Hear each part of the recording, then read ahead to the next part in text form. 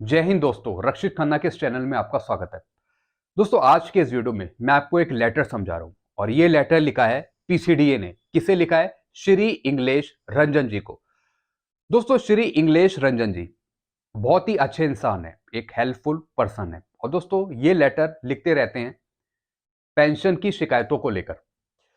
दोस्तों, इन्होंने ग्रीवांस डाला था जिसका ग्रीवांस रजिस्ट्रेशन नंबर है ये 6/3/2023। दोस्तों, इसका सब्जेक्ट है OROP 2 एनोमोलीज विद इफेक्ट फ्रॉम 1/7/19, यानी OROP 2 में जो गलतियां हैं पेंशन टेबल में उसके रिगार्डिंग इन्होंने ग्रीवांस डाला था। तो पीसीडीए क्या बताता है इन्हें? Please refer to your grievance registration cited above. In this connection, it is stated that introduction, inclusion or omission of any kind of pay and allowance to defense forces personnel is primarily on the part of MOD service headquarter. दोस्तों, ये बताते हैं कि जो भी आपने grievance डाला उसके संदर्भ में, उसके रेफरेंस में हम ये बताना चाहते हैं कि जो भी पे एंड अलाउंसेस का जो काम है डिफेंस फोर्सेस का, वो सारा कुछ डील होता है, वो एक पार्ट है मिनिस्ट्री ऑफ डिफेंस का, सर्विस हेडक्वार्टर का। आगे क्या लिखा है? Whereas this office is only implementing agency of government. और दोस्तों, पीसीडीए बोलता है कि हम एक सिर्फ एजेंसी के रूप में काम करते हैं, यानी मेन जो हमारा बॉस है, जो काम करवाने वाला है, वो है एमओडी, मिनिस्ट्री ऑफ डिफेंस। दोस्तों, आगे क्या लिखा है? Being government servant pensioner all of us are supposed to act in accordance to provision of CCS conduct rule pension regulation. यानी जो भी ये काम करते हैं, जो भी किसी की पेंशन का काम हो, चाहे बताने का काम हो, ये सब करते हैं एमओडी के इंस्ट्रक्शन के द्वारा, यानी एमओडी इन्हें गाइड करता है कि आपको इस तरीके से ये काम करना है। तो जो भी पे एंड अलाउंस का जो भी काम है वो सब एमओडी के द्वारा पीसीडीए करता है। आगे क्या लिखा है? Further after implementation of 7 CPC with effect from 1/1/16, यानी जब 7 सीपीसी आया 1/1/16 से, तो जो एक्स ग्रुप है वो डिवाइड कर दिया गया दो भागों में। पहला 3600, दूसरा 6200।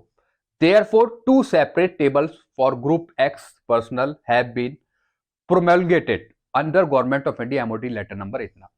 यानी इसी के बेस पर दो अलग अलग टेबल आई, जैसा कि गवर्नमेंट ने 20 जनवरी का जो OROP 2 का जो लेटर था उसमें भी उन्होंने दो टेबल दिखाई, यानी टेबल नंबर 7 फिर table number 8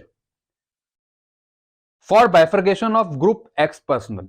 in this regard MoD white ID number इतना डेटेड इतना has issued direction for preparation of separate table for both the x group.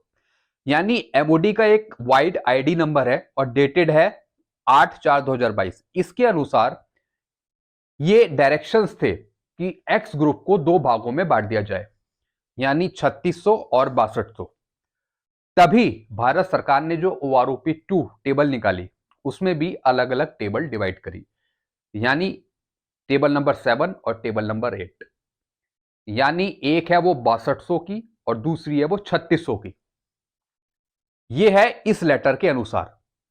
As the concept was effective from 1/1/2016 in implementation of 7 CPC recommendation. यानी जब 7 CPC की recommendation सामने आई उसमें यह पहले बताया गया था कि 1/1/16 से हम इसको दो भागों में बांट देंगे, यानी 6200 की एक अलग टेबल और 3600 की एक अलग टेबल। In this regard MOD is competent authority to decide and frame a policy. दोस्तों, इसमें पीसीडीए बोलता है कि इसकी जो कंपिटेंट अथॉरिटी है वो है एमओडी, मिनिस्ट्री ऑफ डिफेंस ने ये फाइनल करा है कि 6200 की अलग टेबल होगी और 3600 की अलग टेबल होगी। पीसीडीए का इसमें कोई रोल नहीं है। पीसीडीए ऐसे बोलता है, यानी जो भी हम काम कर रहे हैं वो एमओडी के आदेश पे कर रहे हैं।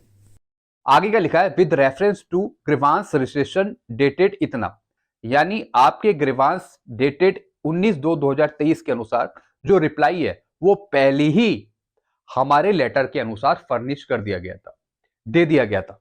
आगे क्या लिखा? And which hold goods and have no more to add. इसलिए अब इसमें कोई चीज ऐड करने की जरूरत नहीं है और इससे ज्यादा हम रिप्लाई दे भी नहीं सकते। दोस्तों, इसका मतलब है कि जो एक्स ग्रुप दो पार्ट में डिवाइड करा गया, इसका मेन इफेक्ट 1/1/16 से था।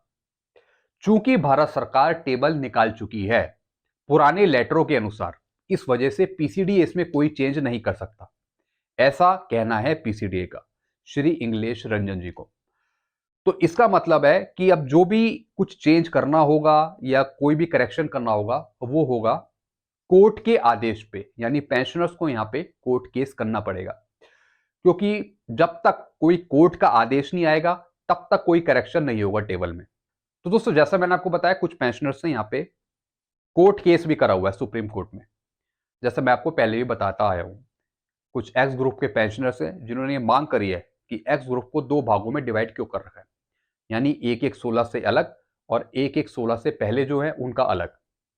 तो इसी के रिगार्डिंग पीसीडीए यहां पे कुछ नहीं कर सकता, ऐसा कहना है पीसीडीए का। और जो पीसीडीए काम कर रहा है ये कर रहा है भारत सरकार के आदेश पे। तो दोस्तों अब भारत सरकार से कौन सवाल पूछेगा, ये पूछेगा कोर्ट।